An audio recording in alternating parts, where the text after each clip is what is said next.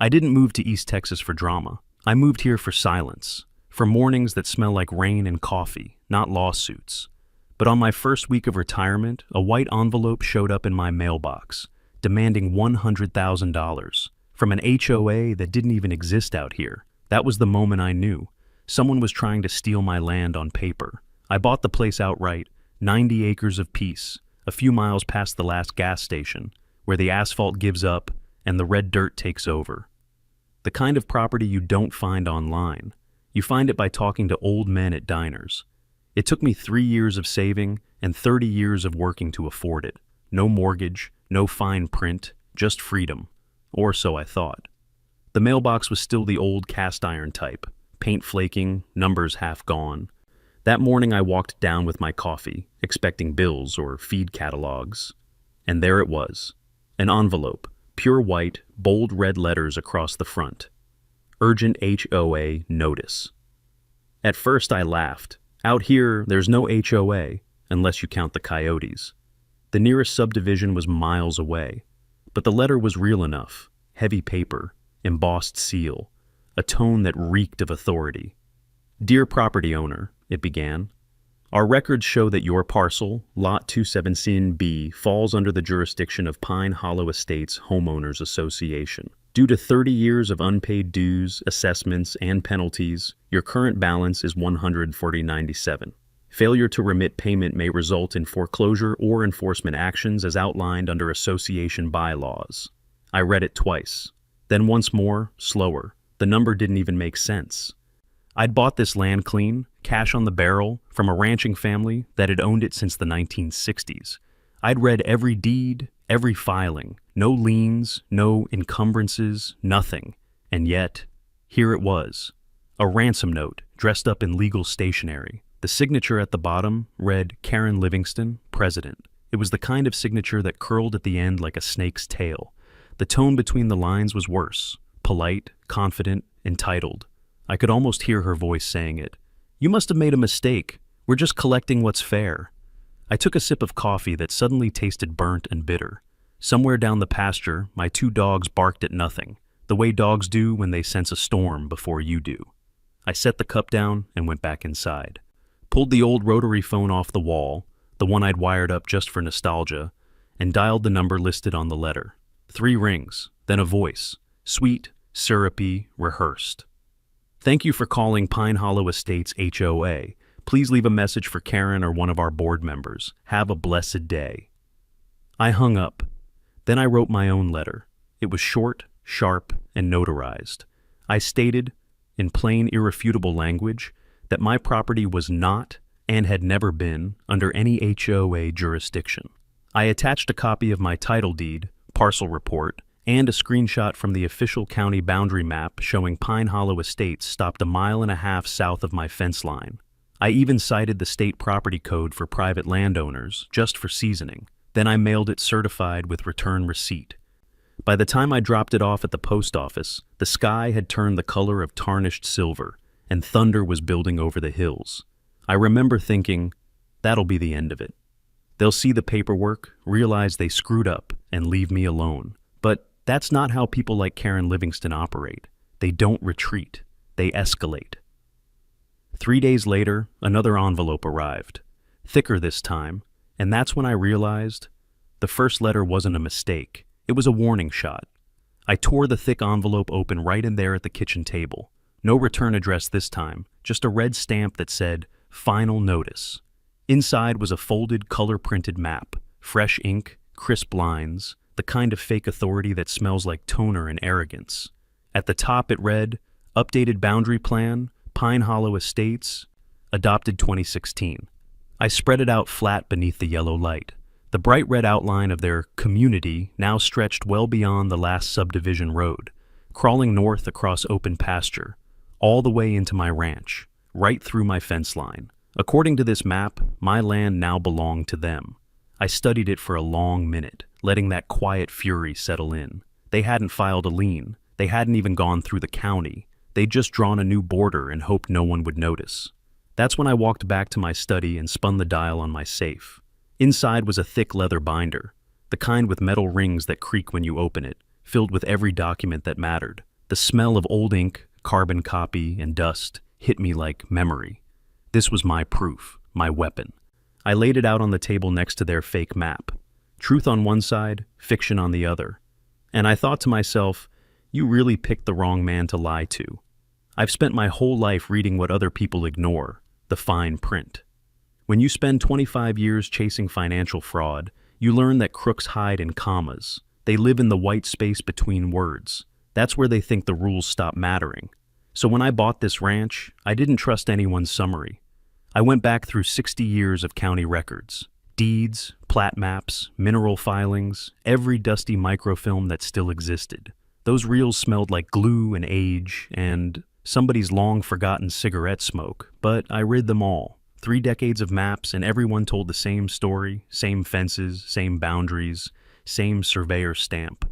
No association ever touched this land. If a previous owner had owed anything to an HOA, it would have left a mark, a lien. And a lien is like a shadow. Once it exists, it sticks to the land until someone clears it. This land had no shadow. That's why the first letter didn't scare me. It insulted me. They weren't just wrong. They were pretending I wouldn't know the difference. I still remember the day I signed the closing papers. The title agent, young kid, shiny shoes, nervous as a preacher's son in a bar, asked if I wanted extended HOA coverage. I laughed so hard I nearly spilled my coffee. "Son," I said, "there's no HOA out here, not unless the cows start holding board meetings." He chuckled, checked the box marked "not applicable," and handed me the pen. Now, months later, here I was staring at a fake map that said otherwise. Their red boundary line ran right through my pasture, over my creek, and up to my barn like a blood stain. I turned the map sideways, upside down. Didn't matter. It was still a forgery, and an arrogant one at that. I picked up my binder again, flipped to the title chain. 6 owners back, notarized, filed, and clear. No encumbrances, no association. Every page another nail in their coffin. And still, the thought that someone sat in an office clicking Save As on a file that rewrote reality, that's what made my stomach twist. Because I knew this kind of fraud. I'd seen it 1,000 times in corporate ledgers and doctored bank statements. It always starts the same. Someone with power, convinced no one will call their bluff. Well, I was about to. I took a red marker and drew a clean line around my property, the real one, right across their counterfeit. Then I wrote in bold block letters across the bottom, "Not under HOA jurisdiction, ever." I scanned both pages into my computer, time-stamped them, saved multiple copies, and uploaded them to cloud storage. Old habits die hard. You document everything before the liars start erasing. Then I sat back, staring at both maps side by side. Mine, honest and scarred with age. Theirs, shiny and false. Paper against paper, ink against ink. One telling the truth, the other trying to steal it. Out on the porch, thunder rolled low and distant. The dogs barked again, uneasy. Storm's coming, I thought, and it wasn't just in the sky. I knew right then this wasn't confusion. It was a setup. Someone had crossed a line that didn't belong to them, and now they'd drawn me into their map. Well, they could draw whatever they wanted.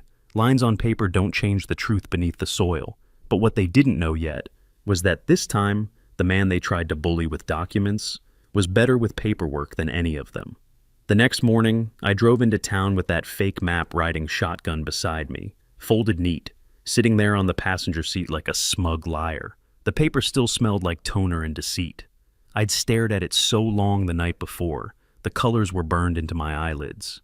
East Fork County doesn't have a real downtown, just a courthouse that looks too big for its parking lot, a diner that serves the same coffee since Eisenhower, and the records office wedged between a bail bonds shop and a nail salon. It's the kind of place where the carpet's been replaced by duct tape, and the ceiling fan spins like it's tired of its job. When I stepped inside, the air smelled of paper, humidity, and time. A young clerk sat behind the counter, mid-20s, round glasses, the energy of a tranquilized possum. He looked up, cautious. "Can I help you, sir?" I slid the fake map across the counter. "I need an official copy of whatever this is supposed to be." He squinted, frowning a little. "That doesn't look familiar." "That's because it's not," I said. "It's a forgery." He blinked like I'd just confessed to robbing a bank. Sir, we don't use that kind of language here." I leaned in slightly, voice steady but cold. I spent 25 years at the IRS, son. I can smell fraud through 3 layers of toner and bad intentions. He gave me a nervous nod and started typing, 2 fingers pecking at the keyboard. The screen reflected in his glasses, a pale glow flickering across his face. After a moment, he clicked something. There, he said, turning the monitor toward me. The real county map came up. Same plat number, same coordinates. And just like I remembered, the HOA boundary stopped a good 1.5 miles south of my property. He looked from one map to the other. These don't match at all. See? The official one has a surveyor's stamp and a county filing number. This one, he tapped the fake printout, doesn't have either. Check the metadata, I said. He hesitated, then clicked a drop-down menu. There it was. Created 2016, uploaded from Pine Hollow Sec Wi-Fi. He turned back to me, wide-eyed. That's the HOA's office network. I nodded. And now it's a felony. Before I could think on that any further, a voice spoke from behind me, rough, steady, older. Is that the parcel west of the preserve? I turned. There stood a man in his late 60s, sun-browned skin, denim shirt tucked into worn jeans, boots that had seen 1,000 survey sites. He carried a leather folio under one arm, the kind that looked like it had outlived a few trucks. I said, "It is. You familiar with it?" He extended his hand. Name's Samuel Hart. Used to be county surveyor till I retired 10 years back. I drew those lines myself, long before any HOA tried to play land baron. We shook hands. His grip was solid, the kind that comes from years of real work, not board meetings. "Tell me something, Mr. Hart," I said. "Did my land ever belong to Pine Hollow Estates?" He barked out a laugh that startled the clerk. "Hell no. They tried annexing that section back in '02. Some developer thought he could bully the old ranchers into signing. Judge threw it out before lunch. I testified. Any chance you ever signed an updated boundary after that?" Hart's eyes narrowed, sharp under the brim of his faded cap. "Son, I'd rather lick a cattle gate in August than sign anything for that HOA. He glanced down at the fake map and snorted. "That thing's a forgery. Wrong line weight on the borders, wrong seal placement, and whoever did it doesn't even know how to align a section corner. Amateurs." "Can you put that in writing?" I asked. Without another word, he opened his folio, pulled out a notepad and a small ink stamp. The pad was old, the kind that left a ghost of blue ink even when dry. He scribbled quick, his handwriting surprisingly elegant, then signed and stamped it. "Make sure the prosecutor sees this." "Prosecutor," I repeated quietly. We weren't even at a lawsuit yet, but the word fit. Hart nodded once, gathered his folio, and started for the door. Before leaving, he paused and said over his shoulder, "You catch 'em, son. Folks like that been stealing land since they learned how to print paper." When the door shut behind him, the room felt heavier somehow, like truth had just walked out with spurs on. The clerk looked at me, half whispering, "You're not the first one, you know. A couple of other landowners came in last year. Same story. They backed off before filing anything." I folded the maps, tucked Hart's statement inside my binder, and said, "Well, I'm not backing off." Outside, the air hit me like a furnace. Texas summer, late morning. I stood there on the courthouse steps, binder under my arm, the fake map burning in my pocket. The cicadas were screaming, and for a moment, the whole world sounded like static. That was when I realized, this wasn't just about my land anymore. This was a pattern. And I'd just found the first crack in it. The first thing I heard that morning wasn't the wind or the dogs. It was metal.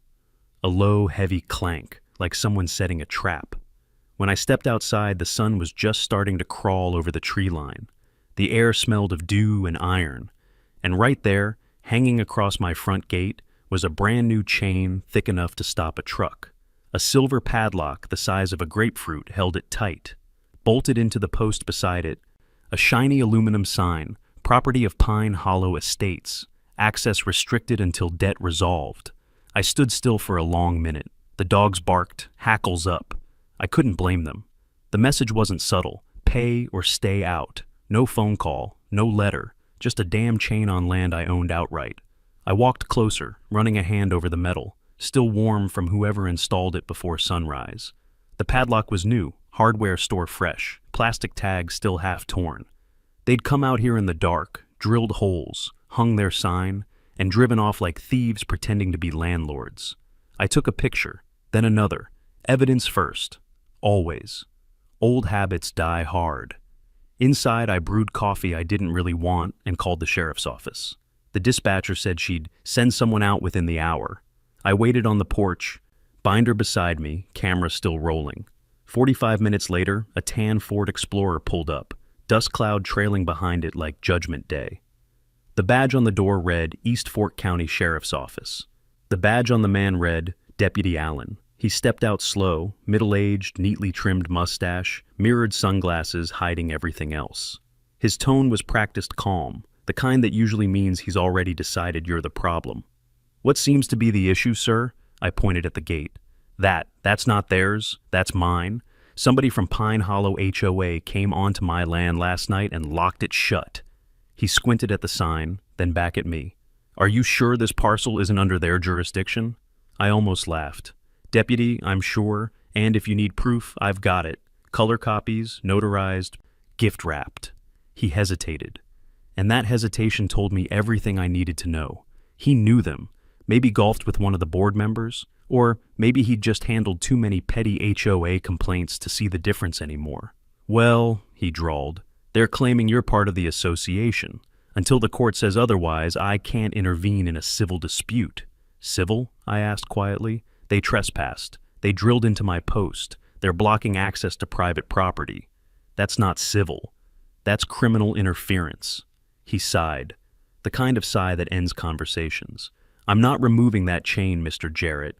If you've got an issue, you'll need to take it to court." Then he turned and walked back to his SUV like lunch was waiting. The Explorer rolled away, throwing dust over the sign. For a moment, the words "Property of Pine Hollow" disappeared in the haze. When the dust settled, the letters came back. So did my temper. Fine. If the law wouldn't move for me, I'd move the law myself. I grabbed my phone, called a tow truck company out of Tyler. Didn't tell them much, just that I had hardware blocking an entry. They didn't ask questions. An hour later, a flatbed rumbled up the drive. The driver, tattooed forearms, grinned like he'd seen this kind of nonsense before, looked at the gate, then at me. "You want this chain off quiet?" he asked. "Or with fireworks?" "Let's make it surgical," I said, "but I want it gone." He nodded, pulled a bolt cutter from the truck, long as a rifle, and clipped the lock clean through. The sound was crisp, final, like a verdict. Then he hooked the winch to the post, leaned on the lever, and yanked the entire sign, bolts, screws, and all, right out of the ground. 10 minutes later, the gate swung freely again. I paid cash, tipped heavy. Before he left, the driver glanced at the shredded sign lying in the dirt. "HOA trouble?" he asked. "Yeah," I said. "They forgot who owns the dirt." That afternoon, I went to work the way I used to prep a case file. 3 motion-triggered cameras, one on the gate, one down the road, one hidden in an oak tree 20 yards off. A solar-powered floodlight mounted above the post. Anyone within 10 feet would light up like they'd stepped on a stage. I wired everything to back up automatically online. If they came again, I'd have them from every angle. By sundown, the place looked the same as always. Quiet pasture, fence posts glowing in the last light.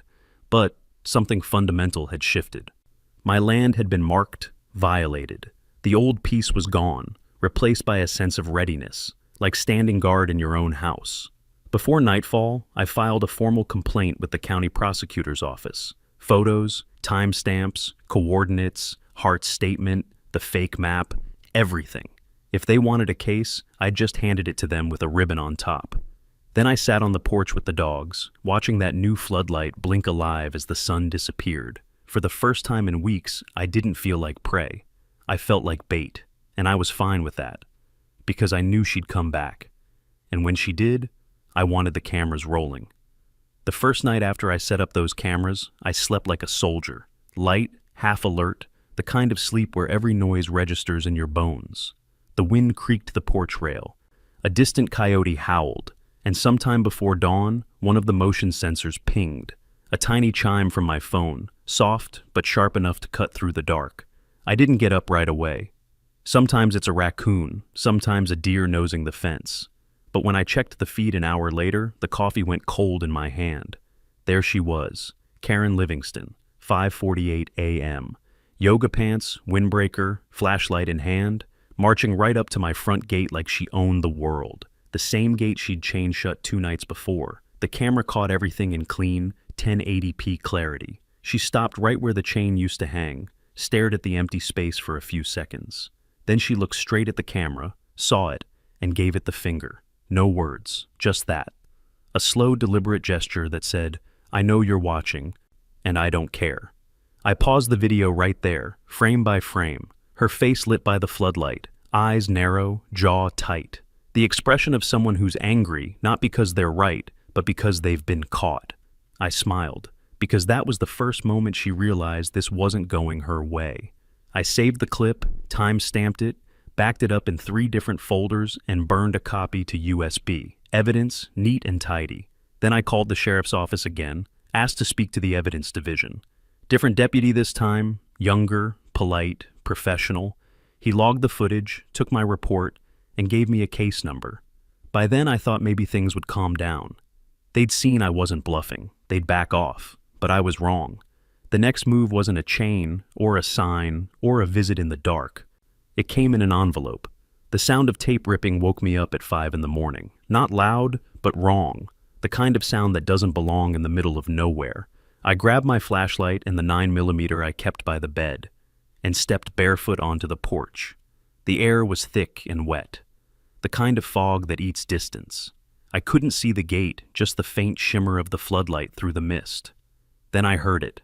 Tires crunching gravel, slow, careful, retreating. By the time I made it down the drive, the car was gone. Only dust and silence remained. And on the gatepost, taped right in the center, a brown envelope flapping in the breeze. Typed label, no postage. I peeled it off and tore it open under the porch light. Inside was a single document. Notice to appear, East Fork County Civil Court. Defendant, Randall D. Jarrett. Cause, non-payment of HOA obligations. Hearing date, Friday, 7 a.m. Judge, G. Livingston. I stood there staring at it, the name burning through my head. G. Livingston. It took a few seconds to remember why it sounded familiar. Then it hit me. Karen's ex-husband, a civil court judge, dead for 3 years. I'd read the obituary myself when I was digging into her background last week. Heart attack, 22. So, unless the afterlife had opened a branch courtroom in East Fork County, this was a fake. A new low, even for her. I sat down at the kitchen table, staring at that notice. Thick paper, clean formatting, a font close enough to the counties to fool anyone who'd never seen the real thing. Even had an embossed seal, slightly off-center, but convincing at a glance. It was a good forgery. But I'd seen better. And I'd built cases around worse. I called the county clerk's office, asked for the records department, gave them the case number printed on the top corner.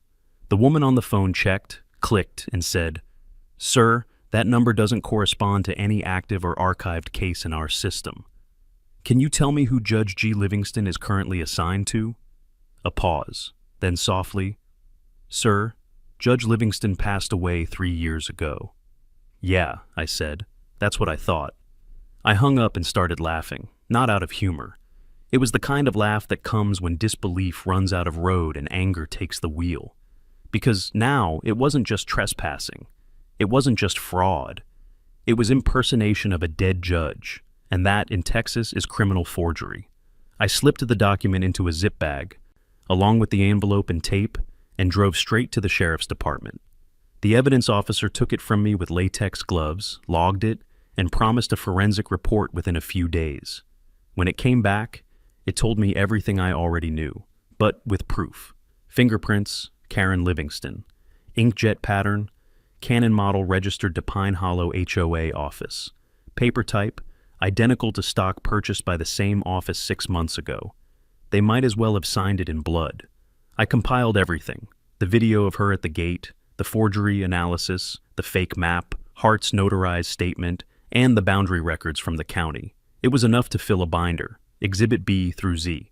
And as I slid the last sheet into its sleeve, something strange happened. I didn't feel angry anymore. I felt steady. Like I'd shifted gears from survival to pursuit. The fear, the outrage, even the fatigue, all replaced by a quiet certainty. I'd seen people forge tax returns, death certificates, entire identities. But this woman, she'd tried to forge reality itself. And that kind of arrogance always ends the same way, with someone like me flipping on the light. The next morning, I called a lawyer, not the kind you find on billboards or daytime TV. This one came from a referral, a friend of mine in Tyler who still owed me a favor from a tax case years back. He said, "You need someone who doesn't scare easy. Call LaToya Ramirez. She eats HOAs for breakfast." He wasn't exaggerating. When LaToya picked up, her voice was calm and measured, the kind of calm that usually means the other side is about to have a very bad day. "Mr. Jarrett," she said, "I've reviewed what you emailed me. That's not civil harassment. That's a pattern of criminal conduct. You've got forgery, fraud, trespass, and obstruction of property rights, at minimum." "I figured as much," I said, "but I wanted airtight." She paused, like she was flipping through her mental Rolodex of options. "Then we start with injunctive relief, a court order stopping them from setting foot on your land again. After that, we attach fraud and harassment claims. And once the DA gets wind of that forged summons, we'll have leverage for criminal charges." I liked her already. We met that afternoon at a diner off Highway 31. She walked in carrying a leather briefcase and a sense of purpose that made the waitress move faster. Sharp suit, dark eyes, no patience for nonsense. I handed her the binder, the whole case file. She flipped through it while sipping burnt coffee that would have stripped paint. Didn't flinch once. When she reached the fake court notice, she smirked. "Well," she said, "this is new. Using a dead judge's name is a first, even for these HOA bullies." "I take it you've seen a few?" I asked. She chuckled softly. "More than I can count. They start out small. Parking fines, lawn citations, community integrity. Then they get a taste of control, and next thing you know, they're playing government with clipboards. But this," she tapped the forged document, "this is federal-level stupid." She slid the notice back into the sleeve and looked up at me. "Mr. Jarrett, if you'll authorize me, I'll file the injunction tomorrow morning. I'll also forward this entire binder to the county prosecutor's office. They'll want to see this before I even mention the words criminal forgery." I nodded. "Do it." She smiled, not friendly, not warm, but the kind of smile you'd see on someone who just spotted their prey in the brush. "Good," she said. "Then let's make her regret picking paper as her weapon." That night, I scanned and backed up every single page again. Old habit. Digital redundancy saves lives, or at least lawsuits. The next day, LaToya called. Her voice was brisk, confident. "Filed the motion first thing. The court accepted it. The prosecutor's office wants to meet you this afternoon. Assistant District Attorney Weaver will be handling the review." "Review for what?" I asked. "For possible criminal charges," she said simply. "You did your part. Now it's their turn." The ADA's office was a small building behind the county courthouse, brick, square, and utterly unimpressed by drama. Inside, Weaver turned out to be mid-40s, clean-cut, with the kind of eyes that measured people for truth, the way a rancher measures cattle. He shook my hand firmly. "Ms. Ramirez tells me you've stirred quite the hornet's nest, Mr. Jarrett." "I didn't stir it," I said. "I just didn't let it sting me." He grinned faintly. Then LaToya laid the binder on his desk and began walking him through the evidence like a surgeon explaining an X-ray. Map forgery, metadata, Hart's statement, the gate chain, the video footage, and finally, the fake summons, the crown jewel. Weaver leaned back, rubbing his chin. Fake court documents, false claim of debt, tampering with county records. "And she printed this from the HOA office printer?" LaToya nodded. He exhaled slowly. "Well, that makes it easy. I can open a criminal investigation today. We'll start with fraud, falsification of records, and criminal trespass. If the judge's name was used posthumously, we'll tack on identity misuse for good measure." I liked how he said "we."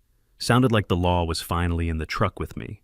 As we left, LaToya turned to me, her heels clicking sharp against the courthouse tile. "You realize," she said, "when this hits, she's going to panic. People like her always do. She'll double down before she collapses." "Let her," I said. "Panic makes mistakes. Mistakes make evidence." LaToya smiled again, the same cold, predatory one from the diner. I can see why you worked in fraud, Mr. Jarrett. You think like a prosecutor. Old habits, I said. Can't help it. That night, I drove home under a heavy sky. The storm clouds over the pasture looked like bruises in the dark. Lightning flickered somewhere east, painting the fence line in silver. It felt like the land itself was waiting, coiled, tense. I parked the truck, walked up the drive, and paused at the gate. The floodlight clicked on, washing everything in white. The chain was gone, the post still scarred from where the sign had been ripped out. I stood there a long time, binder under my arm, and thought about what LaToya had said. Panic makes mistakes. Somewhere out there, Karen Livingston was realizing the same thing, that she'd crossed from harassment into crime, and this time she wasn't up against a neighbor. She was up against a man who made his living proving intent. The dog started barking again, short, sharp, urgent. I turned toward the tree line. A pair of headlights flickered on the road beyond the fence, then vanished. I didn't chase them. I just smiled, turned toward the house, and said quietly, "Run all you want, Karen. The paperwork's faster than you'll ever be." They called it the Forest Creek Unity Fair, a name so sweet it gave me cavities just reading it. Flyers were taped to gas pumps, feed store windows, even the door of the post office. Bright colors, smiling clip art families, promises of community togetherness. In fine print, under all that cheer, it read, "Special Presentation, The Future of Forest Creek Governance." Translation, Karen Livingston's Damage Control Tour. She was going to stand in front of the people she'd conned, smile through her teeth, and convince them she was still queen of the cul-de-sac. But she wasn't counting on me being there, or on what I'd brought with me. Saturday morning came warm and bright, a Texas kind of morning, where the heat starts early and the air hums with bugs and tension. The fairground wasn't much, just the HOA's parking lot, a few tents, some folding tables, and a half-deflated bounce house that leaned like a guilty conscience. I pulled up at 9:58 a.m. sharp. Jeans, clean boots, plain button-down shirt, not looking for a fight, but not hiding either. Under one arm, my black zippered portfolio. In the other, a slim portable monitor case. Beside me walked LaToya Ramirez, heels clicking sharp against the asphalt. No briefcase today. She carried a single envelope, the kind that only lawyers carry when the contents are heavier than they look. People were already milling around, families with kids, retirees holding styrofoam cups of lemonade, a few board members in their Sunday best, standing like sentries around the main tent. And in the center, under a white canopy trimmed with blue ribbon, stood Karen Livingston. She wore a cream blazer over a floral dress and the expression of someone running for re-election to a throne no one asked for. When she saw me, her smile froze for just a heartbeat, then came back, stretched and brittle. "Mr. Jarrett," she said brightly, loud enough for everyone nearby to hear, "so glad you could join us. Always happy to welcome new members to our community." "Don't worry," I said. "I won't stay long." LaToya said nothing. She just handed me the monitor cable like a magician passing the wand before the reveal. The fair kicked off with speeches. A board member droned about rebuilding trust and the importance of neighborly cooperation. Then Karen took the microphone, hands clasped like a politician about to forgive a scandal she caused. "We've faced many challenges this year," she began. "Misinformation, disrespect, even attacks on our integrity. But the Forest Creek HOA remains strong, united in purpose, proud in tradition." Applause scattered like weak rain. A few nods, mostly silence. Then came the part printed on the flyer. Open concerns. Karen smiled toward the crowd. "If anyone wishes to speak, please remember to keep remarks brief and constructive." I raised my hand. Her smile faltered. "I'm sure we can make an exception for Mr. Jarrett," she said sweetly. "Though technically he isn't a member." LaToya stepped forward. "Under Texas Open Assembly law, any community meeting publicly advertised is open to attendees regardless of jurisdiction," she said flatly. Karen blinked. I stepped up beside her and set my monitor on the table. "Let's keep it brief," I said. "I brought pictures." The screen flickered to life, powered from the small generator beside the tent. First slide, timeline of HOA fraud and property interference, compiled by Randall D. Jarrett. Murmurs rippled through the crowd. "This," I said, pointing, "is the official county boundary map. Filed, stamped, resorted. This," I tapped to the next image, Is the one your president uploaded in 2016. Same coordinates, different lines, no authorization, no surveyor stamp, no filing number. Metadata shows it was uploaded using the HOA office Wi-Fi. A woman in the crowd whispered, "Good Lord." I clicked again. The next slide showed the forged court summons beside a newspaper obituary for Judge George Livingston. "Recognize the name?" I said, "because the man who supposedly signed this notice has been dead 3 years. The ink, however, is very much alive, printed from the HOA's office Canon printer." Gasps. Someone muttered, "She didn't." Karen stepped forward, voice tight. "This isn't the proper forum for—" "Then here's a better one," I said. I clicked again. Video playback. Karen at my gate, 5:48 a.m., giving the camera the finger. The crowd went dead silent. One of the older men in the back let out a single, incredulous laugh. I didn't raise my voice. I didn't need to. "The same morning she left a forged court notice on my fence," I said quietly. "Fingerprints confirmed. Inkjet trace confirmed. That's not rumor. That's record." Karen's smile disintegrated. She tried to speak, but the microphone betrayed her, squealed, then died. Latoya stepped forward, calm as a glacier. "Ladies and gentlemen, my client's evidence has been filed with both the county prosecutor and the district attorney. Criminal proceedings are pending. You'll be hearing from the state soon." The crowd shifted, murmurs building into something heavy. One woman folded her arms. A man near the front said loudly, "Is that why my dues went up?" Another shouted, "You fined me for a mailbox, you forged maps!" The sound swelled. Questions, accusations, disbelief. Karen raised her hands, pleading, "Everyone, please. This is misinformation. I can explain." "Then explain this," someone called. A younger man, face red with anger. He held up his phone, recording everything. "Go ahead, President Livingston. Tell us why you used a dead judge's name." For a moment, she just stood there, trembling, pale, trapped in her own theater. I shut the monitor off, closed the case, and said softly, "This isn't about me anymore. It's about everyone you scared into paying what you never earned." Then I walked out, the murmurs behind me rising into shouts. Latoya followed, heels tapping steady against the pavement. By the time we reached the truck, I could hear someone yelling for a board vote. Someone else demanded an audit. The crowd was eating its own tail.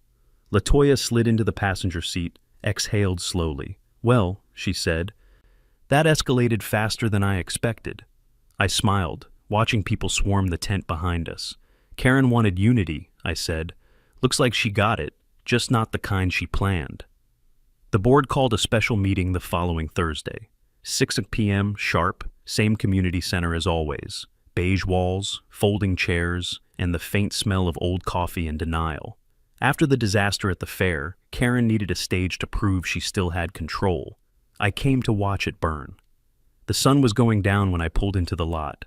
Half the town was already there, some out of curiosity, others out of anger. People talked in low voices, that tense buzz of a crowd waiting for a fight they didn't pay for. Latoya met me by the door, holding her laptop like a weapon. "You ready?" she asked. "I don't have to be," I said. "The truth's ready enough." Inside, the room filled fast. A row of fluorescent lights hummed overhead. On one wall hung a banner that read, "Rebuilding Trust Through Transparency." Irony must have been on sale that week. Karen entered right on cue, heels clicking, red blazer this time, pearl necklace, folder clutched like a lifeline. Her smile was mechanical, practiced, already cracking around the edges. When she took the microphone, her voice quivered just enough for anyone paying attention to hear. "Before we begin tonight's agenda," she said, "I'd like to address some recent accusations made against this association and myself personally. Much of what was presented at last weekend's event was misinformation, taken out of context, misinterpreted, or fabricated altogether." A few murmurs. A woman in the second row crossed her arms. A man in overalls shook his head. Karen pressed on. "It's deeply unfortunate that our community has been subjected to such hostility. We are simply trying to collect what is owed to the neighborhood, what is fair and right. No outsider will ever threaten what we've built here." Her voice rose a little too high on that last line. She looked straight at me when she said it. That was her big moment, her last speech before gravity caught up. The door at the back of the room opened. 2 deputies stepped in. East Fork County badges shining under the fluorescent light. Between them walked Assistant District Attorney Weaver, gray blazer, calm stride, the kind of quiet authority that doesn't need to raise its voice. He didn't look left or right, just straight ahead. "Karen Livingston," he said, voice level and unhurried. "You are under arrest for fraud, filing false legal documents, tampering with public records, obstruction of property rights, and criminal trespass." For a second, the room didn't move. Then came the sound, a soft gasp, like the whole crowd exhaled at once. Karen blinked. Then she laughed, a high, brittle sound that didn't belong to a sane person. "You're kidding," she said. "This is absurd. This is harassment. I built this community." Deputy number 1 stepped forward. "Ma'am, please place your hands behind your back." Karen's eyes darted across the room, searching for help, for sympathy, for anything. But the faces staring back at her were stone. Even her inner circle, the treasurer, the secretary, wouldn't meet her eyes. "Don't you dare," she hissed. "This is my HOA." Deputy number 2 reached for her arm. She jerked back, nearly knocking over the microphone. "This is illegal. You can't—" The click of handcuffs cut her off. Clean, metallic, final. Weaver waited for the noise to die. Then he handed a thick folder to one of the remaining board members. "You'll find in here copies of the evidence submitted by Mr. Jarrett," he said, "along with signed affidavits, court orders, and an authorization for immediate administrative audit of your organization. Several of you may be contacted for questioning." Karen twisted in the deputy's grip, hair falling loose, voice breaking. "You don't understand," she shouted. "I own this land. I made this place." Weaver didn't even look at her. He simply said, "No, ma'am, that's exactly the problem." They walked her out, the sound of her heels scraping against the linoleum. The door closed behind them with a dull, echoing thud. For a long moment, the room stayed silent. Then someone started clapping. Just one person, slow, deliberate. Then another joined in, and another, until the whole room was on its feet, the applause rising like thunder. LaToya glanced at me, smiling just enough. "Well," she said softly, "that escalated efficiently." I didn't smile back right away. I just stood there, letting the sound wash over me. Not pride, not triumph. Something quieter. The kind of satisfaction that only comes when justice finally catches up to arrogance. When the applause faded, I walked to the front, picked up the microphone Karen had dropped, and said, "For anyone wondering what comes next, the county has what it needs. The HOA will be audited, and whatever's left of it will face restitution. For the first time in a long time, this neighborhood belongs to its people again."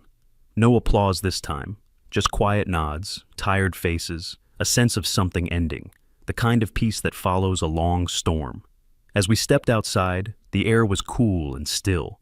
The sun had set, leaving the sky washed in violet and orange, the color of endings and forgiveness. Deputy cruisers idled near the curb, red and blue lights flashing soft against the community center wall. In the back seat of one of them, Karen sat motionless, hands cuffed, eyes empty. LaToya looked at her, then at me. "Closure feels different when you earn it, doesn't it?" "Yeah," I said. "It's quieter." She nodded, then headed for her car. I stayed a minute longer, watching the cruiser pull away, taillights fading into the dark. The same dark she used to rule from. Then I turned toward my truck, the night air heavy with the smell of dust and justice, and thought, some people build fences, others build prisons. She just learned the difference. The morning after the arrest, the story hit the local news. They ran the headline in bold across the bottom of the screen. HOA president arrested in fraud scandal, forged court orders, and illegal maps uncovered. I watched it from my kitchen table, same spot where I'd first opened her fake summons. Coffee steaming, sunlight cutting through the blinds in golden stripes. The anchor's voice steady and detached, the way reporters talk when they're trying not to sound amazed. They showed everything. The map comparison, the footage of the forged document, even my gate camera clip. They blurred her face, but the gesture, that middle finger at dawn, didn't need a name tag. Then came the interviews, former residents, old HOA members, people I'd never met but who'd all lived the same story. Mysterious fines, unauthorized fees, vague threats of foreclosure. It was like watching termites crawl out of a rotten beam. You never realize how deep the rot goes until someone kicks the wall. By noon, my phone wouldn't stop ringing. Reporters, lawyers, neighbors, even strangers from 2 counties over. Most of them weren't angry anymore. They were relieved. Finally, someone had pulled the curtain back. A man named Doug Coleman called. He lived 2 streets inside the original HOA boundary. "I just want to thank you, Mr. Jarrett," he said. "I paid them for years. Dues, late fees, assessments. Every time I asked for a breakdown, they said the records were lost. Turns out, what was lost was their conscience." By evening, a small crowd had gathered at the community center again. No Karen this time, just residents, tired faces, paper cups of coffee, a quiet kind of unity. They wanted to know what came next. LaToya stood at the front, calm and deliberate. "Here's the reality," she told them. "The HOA board is suspended under state review.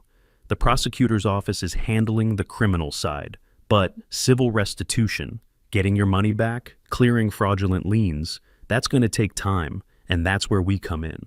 She looked around the room, maybe 40 people, maybe more, and added, "I'll be filing a class action lawsuit on behalf of any homeowner who was charged or coerced under false pretenses. We already have the evidence. Now we need the names." Hands went up across the room. Some shaking, some angry, some just tired. I stayed in the back, leaning against the wall, listening. It wasn't my fight anymore, not directly, but I felt something settle in my chest. Maybe pride, maybe peace, maybe both. Later that night, LaToya called me. Her tone was different, softer. "You did good, Randall," she said. "Most people would have folded. You didn't." "I've seen too many bullies win because decent folks didn't want the hassle," I said. "This one just happened to pick the wrong man to hassle," she laughed. "You know, when this is done, the damages could top 3 million. 37 households have joined so far." "Good," I said. "Make it hurt." Then there was a pause, long enough for me to hear the hum of her office air conditioner on the other end. "You ever think about why you still fight this hard?" she asked. "You're retired. You could have ignored it, written it off, moved away."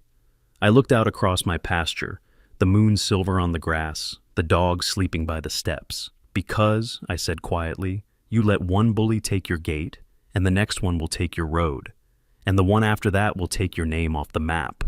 She didn't answer right away. Then she said softly, "Remind me never to end up on your bad side," and hung up.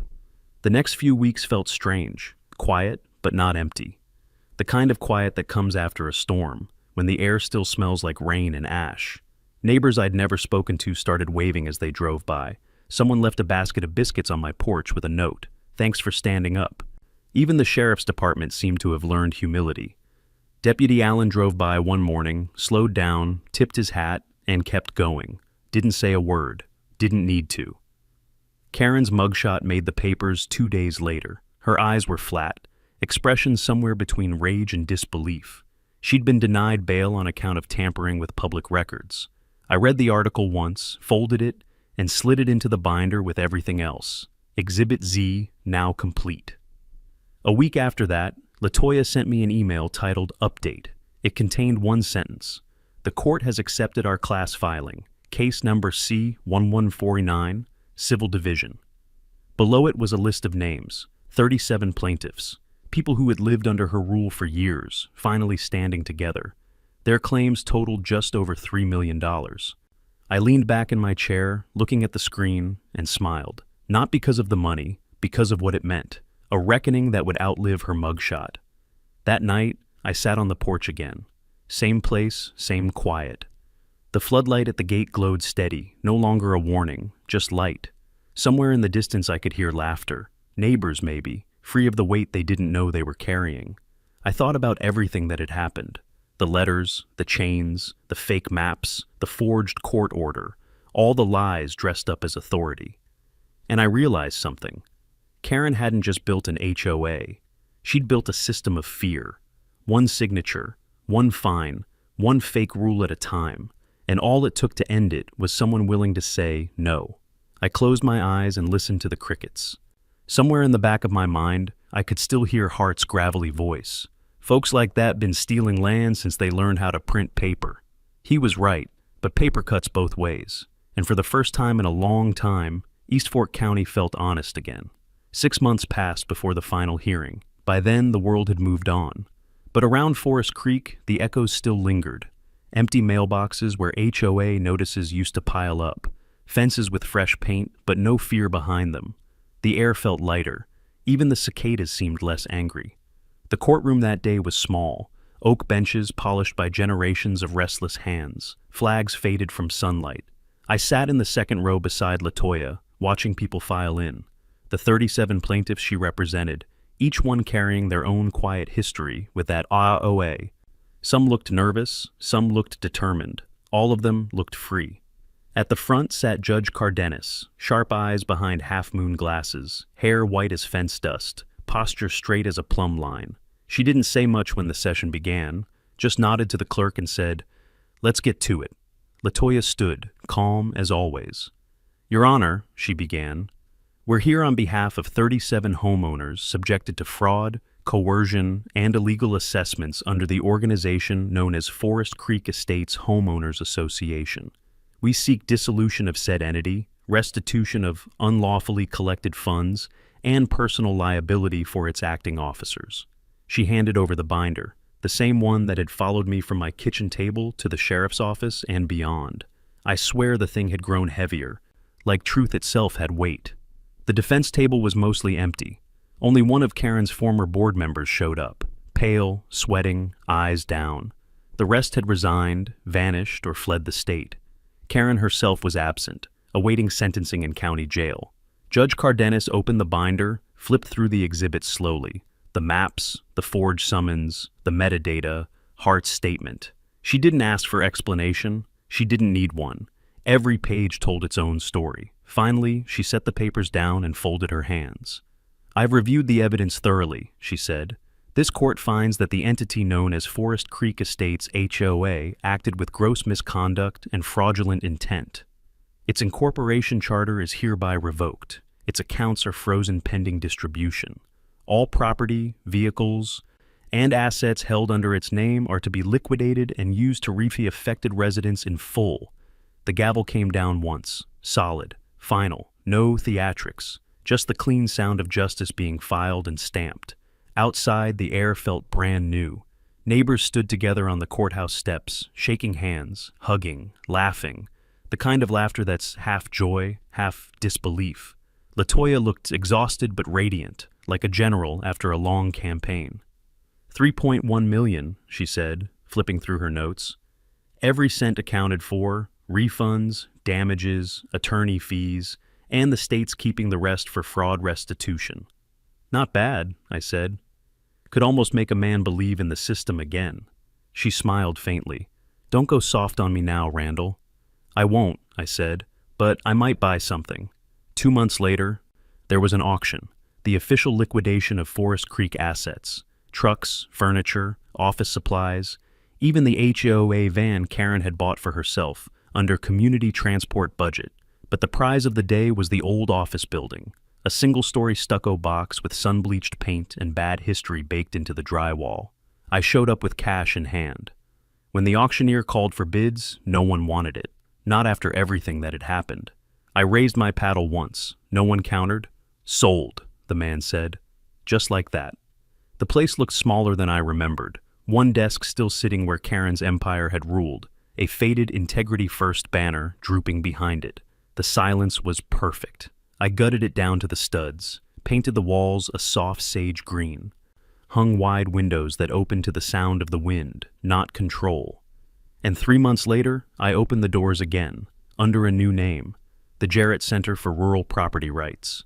3 rooms, one for legal workshops on land use and ownership, one for free consultations with volunteer attorneys, and one room filled with scanned plat maps, survey archives, and printed records anyone could access. No red tape, no gatekeepers. The first visitor was a man in overalls, hands rough from fieldwork, hat crushed from habit. He shook my hand hard and said, "If this had existed 3 years ago, I wouldn't have had to sell my goats." I laughed. "Tough business, goats," he nodded. "Yeah, tougher when an HOA fines you for keeping them." I told him he could host a workshop any time. He said he might just do that. By the end of that week, the walls were covered in thank you notes, scrawled messages, faded photos, county deeds finally cleared of false liens.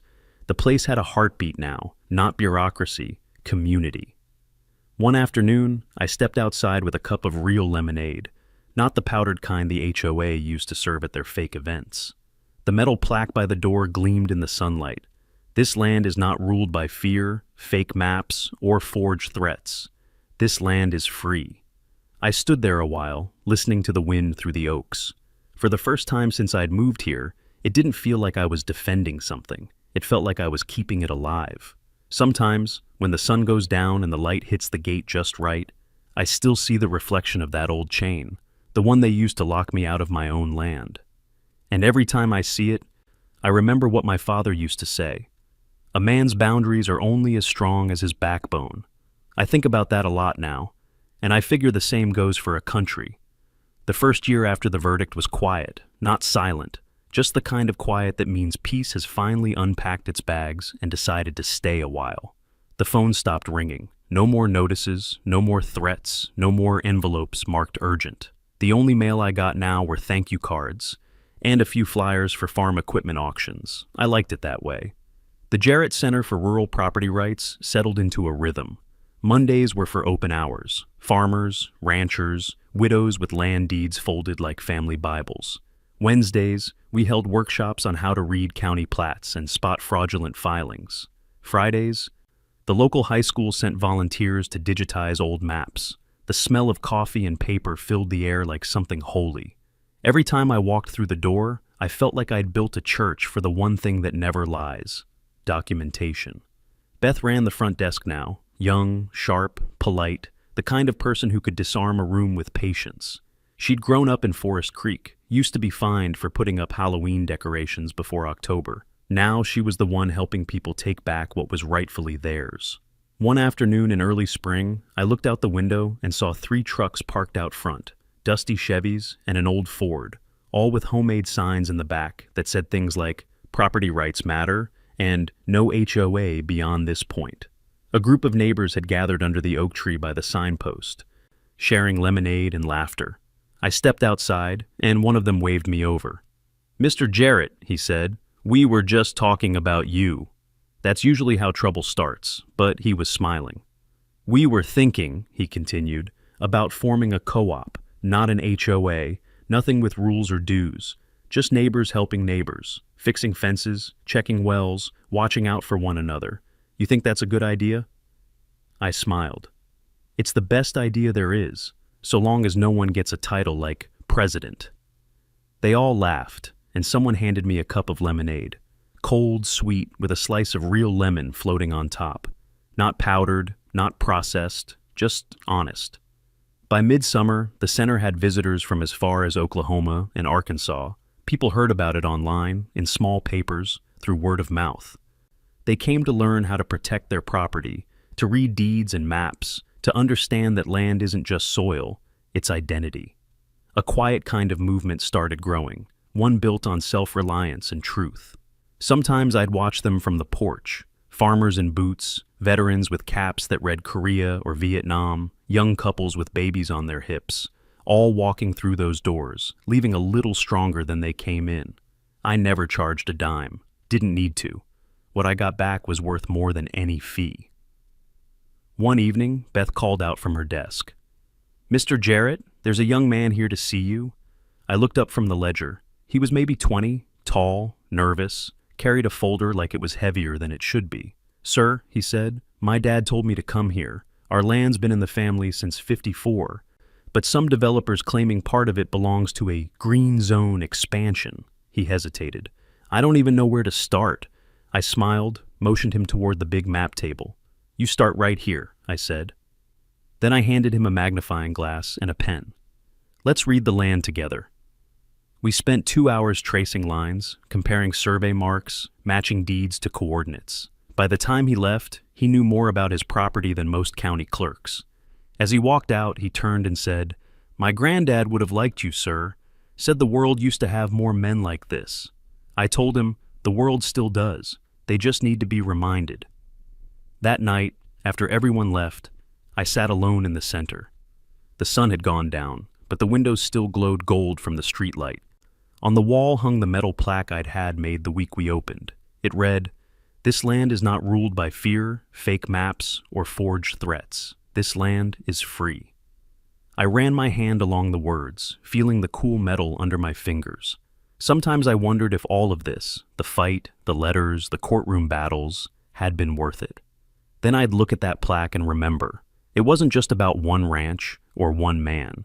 It was about everyone who had ever been told you don't own what's yours. Before heading home, I walked down the path toward the gate. The floodlight clicked on, bathing the road in white. The grass was tall, waving soft in the evening breeze. The chain was long gone, but I still kept the broken padlock, framed on the wall inside my office. A reminder of what happens when lies meet daylight. The dog stirred near the porch as I closed the gate behind me. In the distance, a whip-poor-will called once, then again. Somewhere beyond the pasture, thunder rolled, gentle and low. Rain was coming, the good kind, steady and honest, the kind that makes the land forgive you for digging too deep.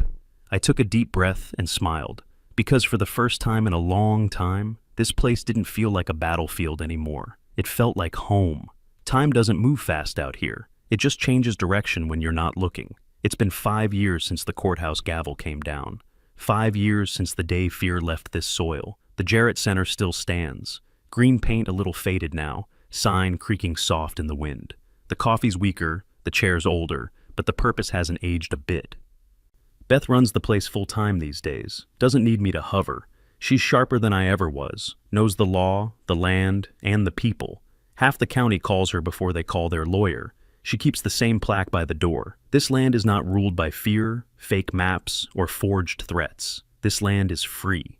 Every so often she catches me staring at it and says, "Thinking about repainting it, Mr. Jarrett?" And I always tell her the same thing. Some words don't need new paint. The folks who used to hide behind HOA bylaws moved away long ago. The ones who stayed built something real, not a neighborhood, not an association, just a community. They plant together, mend fences together, fix roofs when storms roll through. No board, no titles, no dues, just hands and honesty. And that's more binding than any covenant I've ever read. Sometimes I drive past the old Forest Creek subdivision. The sign's gone now, taken down after the final settlement. All that's left are quiet yards, porches with rocking chairs, kids chasing dogs through sprinklers. No clipboards, no threats, just life. Funny thing is, peace doesn't make noise. It just replaces the kind that used to. I don't go into the center much anymore. Mostly I sit on the porch, watch the wind ripple through the pasture, and listen to the land breathe. The Mustangs graze where the fake boundary lines once were. The dogs nap by my boots. And every sunset, the light turns gold across the fence. The kind of gold you can't buy, only earn. People ask sometimes if I ever think about moving. I tell them no. You don't move away from the place that proved you were right to stand your ground. Last month, Beth brought me a young couple from Dallas. First-time landowners, nervous, eager. She said, "They remind me of you, the way you were when you started all this." The man asked if I had any advice. I told him, "Read every word before you sign. Never ignore your instincts. And if someone tells you they own your land on paper, make them prove it twice." They laughed, but they wrote it down. That's how you know someone's listening. When the sun drops low and the air smells like mesquite and rain, I sometimes think back to that first letter, the one that started everything, how small it looked, how loud it became. And I realize now it wasn't just about land. It was about ownership, of truth, of courage, of what's right.